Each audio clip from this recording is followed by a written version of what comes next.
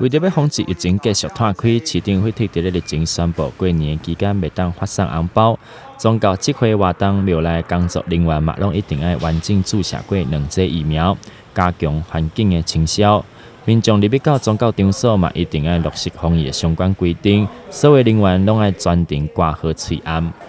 因应 COVID-19 疫情一直在变动，甚至有一些地方有加严的这个变得更严峻所以说我们一些出入公共场所的防疫规定也必须要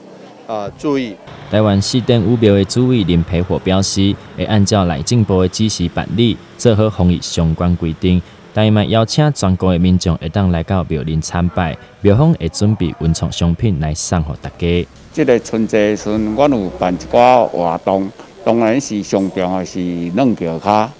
我有办一寡文创的物件，大家若来遮，有，阮会有名利啦，阮有迄个红包路啊是大丈夫，甲即个恭贺新喜，迄个嘛有一个大丈夫，欢迎大家来软桥卡。针对大型的宗教集会活动，神明出巡甲抢头香拢会造成较侪信徒自这个仪式拢必须要停办。台湾新闻刘品言采访报道。